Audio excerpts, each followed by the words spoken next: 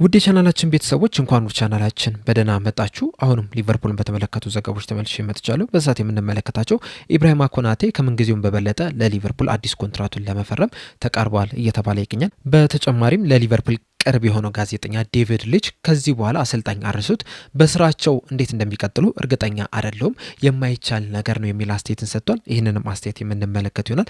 እንደዚሁም ሊቨርፑሎች ሁለት የፕሪሚየር ሊግ ተጫዋቾችን እየተመለከቱ ይገኛል እየተባለ ነው። የሊቨርፑል ደጋፊዎችም ተቃውሞ ለማሰማትም ተዘጋጅቷል ተብሏል። እነዚህን በአጠቃላይ በቆይታችን የምንመለከት ይሆናል። እስከ መጨረሻው ደቂቃ ድረስ አብራችሁ ቆይታችሁ እንድትከታተሉትም በአክብሮት እጋብዛለሁ። ያላችሁን አስተያየት እንዳለ ኮሜንት ሴክሽን ላይ በመጻፍ እንድታሳውቁኝ፣ ሰብስክራይብ፣ ላይክ፣ ሼር እያደረጋችሁም የቻናሉ ቤተሰብ እንድትሆኑም በአክብሮት እጠይቃለሁ። አሁን በቀጥታ ወደ ስኩላችሁ ዘገቦች ማመሪያ ይሆናል።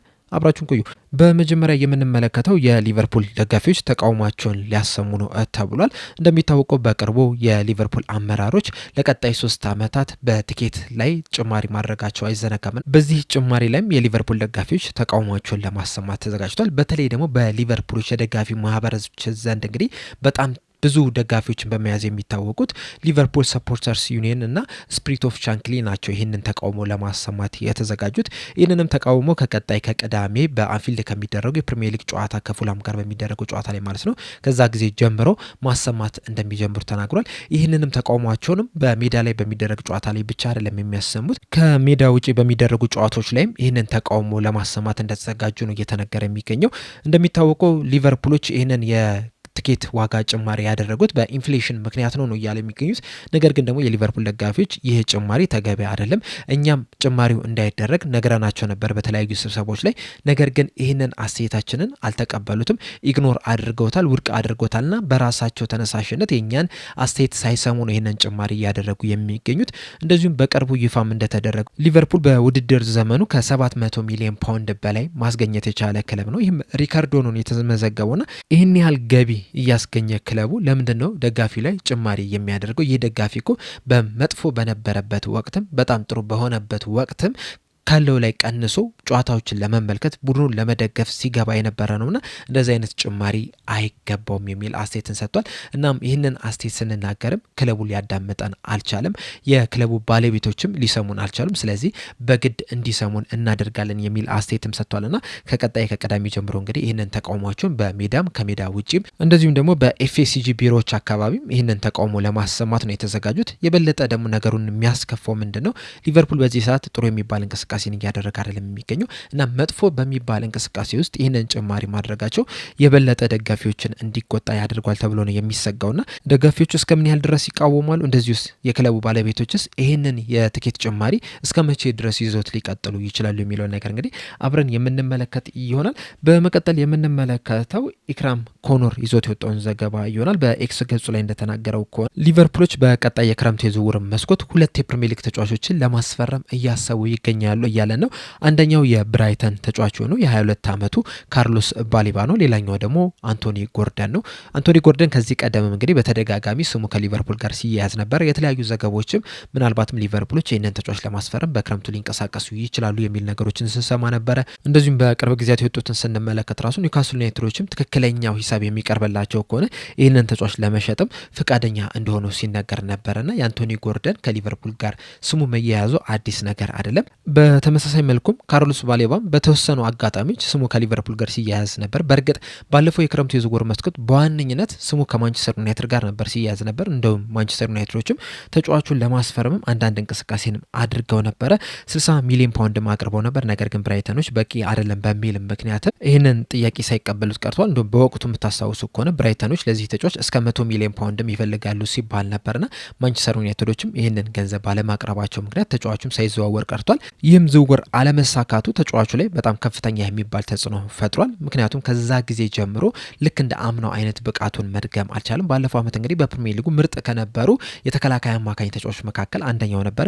በዚህ ሲዝን ግን አቬሬጅ የሆነ ጊዜ ነው እያሳለፈ የሚገኘውና በዚህ ምክንያትም በክረምቱ ከብራይተን የመልቀቅ ዕድሉ ከፍተኛ እንደሆነ ነው እየተናገረ የሚገኘውና ይህም ተጫዋች እንግዲህ ከብራይተን የሚለቅ ከሆነ ሊቨርፑሎች ተጫዋቹን ለማስፈረም እንቅስቃሴ ሊያደርጉ የሚችሉበት እድል እንዳለ ካሪም ኮኖር በዘገባው እየተናገረ ይገኛል። ሊቨርፑሎችም 6 ቁጥር ቦታ ላይ ሁነኛ የሚባል ተጫዋችን እንደሚፈልጉ ሁላችንም እናውቃለንና ካርሎስ ባሌባም አንዱ አማራጭ ሆኖ ሊቀርብ ይችላል። ከዚህ ቀደም እንግዲህ ይህንን ተጫዋች በደንብ ስለተመለከቱት አዲስ ይሆናሉ ተብሎ አይጠበቅም ለዚህ ተጫዋች። ከዛ በተጨማሪም 2 ዓመታትን በፕሪሚየር ሊግ ቆይቷል። የፕሪሚየር ሊግን ኢንቴንሲቲ በደንብ የሚያውቅ ተጫዋች ነውና ለሊቨርፑሎች ምናልባትም አንደኛው ጥሩ አማራጭም ሊሆን ይችላል። እንደ ትራንስፈር ማርኬት ዘገባም ከሆነ በዚህ ሰዓት ይህ ተጫዋች 48 ሚሊዮን ፓውንድ ያወጣል ነው እየተባለ የሚገኘውና ሊቨርፑሎች እንግዲህ ይህንን ተጫዋች እስከዚህ ሂሳብ የሚያገኙት ከሆነ ጥሩ አዲሽን ይሆናል ተብሎ ነው የሚጠበቀውና በክረምት የዝውውር መስኮት እንግዲህ ምናልባትም ለዚህ ተጫዋችም እንቅስቃሴ ሲያደርጉ ልንመለከት የምንችልበት እድል አለ።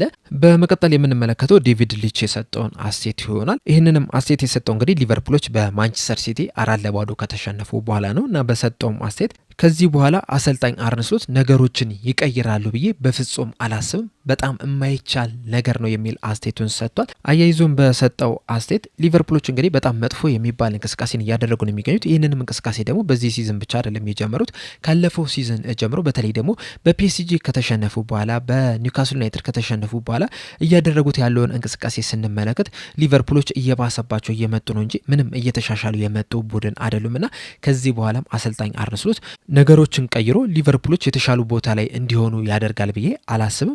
በተለይ ደግሞ የሊቨርፑል ዋነኛ ችግር በዚህ ሰዓት እንኳን እየተመለከተን ያለ ነው ይሄ ፋንዳሜንታል የሚባሉ ናቸው። አንድ ተጫዋች በተጫዋችነቱ ሊያደርጋቸው የሚገቡ በጣም ሚኒመም የሆኑ ሪኳየርመንቶችንም የሊቨርፑል ተጫዋቾች እያደረጉ አይደለም የሚገኙት። እንደ ቡድን በጣም ወርዶ ነው እየተመለከትናቸው የምንገኘው። ይህንንም ደግሞ ላለፉት 14 ወራትም ስንመለከተው የነበረ ነገር ነው። በጣም ደካማ የሚባል እንቅስቃሴንም ሲያደርጉ ነው እየተመለከትናቸው የምንገኘው።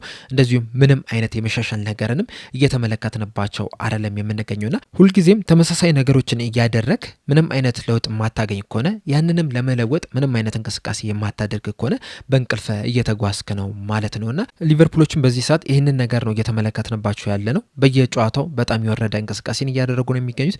ምንም አይነት መሻሻልንም እየተመለከትን አይደለም የምንገኘውና አሰልጣኝ አርነ ስሎትም በቀጣይ አመት በሊቨርፑል ስራቸው ይቆያሉ ብዬ አላስብም። እሱም ብቻም ሳይሆን ምናልባትም ይህ ሲዝን ከመጠናቀቁ በፊትም አሰልጣኝ አርነ ስሎት ከስራቸው ሲሰናበቱም ልንመለከት የምንችልበት ከፍተኛ እድል አለ ብዬ አስባለሁ። በተለይ ደግሞ ከፒኤስጂ ጋር በሚያደርጉት ጨዋታ ተሸንፈው ወደ ቀጣይ ዙር ማያልፉ ከሆነ ምናልባትም ከስራቸው ሲሰናበቱም ልንመለከታቸው እንችላለን የሚል አስተያየቱን ሰጥቷል።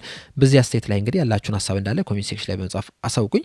በመጨረሻ የምንመለከተው ኢብራሂማ ኮናቴን የተመለከተውን ዘገባ ይሆናል። እንደ ግራምቢሊ ዘገባ መሰረት ኢብራሂማ ኮናቴ በሊቨርፑል የሚያቆየውን ኮንትራት ለመፈረም ከጊዜውም በበለጠ ተቃርቧል እያለን ይገኛልና ሊቨርፑሎችና ኮናቴ ከስምምነት ላይ ለመድረስ እንግዲህ እንደተቃረቡ ነው እየተናገረ የሚገኘው። በእርግጥ ከዚህ ቀደም እንግዲህ ወጡ አንዳንድ ዘገቦችን ስትመለከቱ ተቃርቧል የሚሉ ነገሮችን ስንሰማ ነበር። በተለይ ደግሞ ወደ ኖቬምበር ወር አካባቢ ኢብራሂማ ኮናቴ በሊቨርፑል ሊፈርም በጣም ተቃርቧል ስንል ነበር። እንደውም ባለፈው አመትም ራሱ ተቃርቧል የሚሉ ዘገቦችን ስንሰማ ነበር። ነገር ግን እሱ ራሱ ወጥቶ ምንም የቀረበ ነገር የለም የሚል አስተያየትን ሲሰጥ መመልከት ይችላል።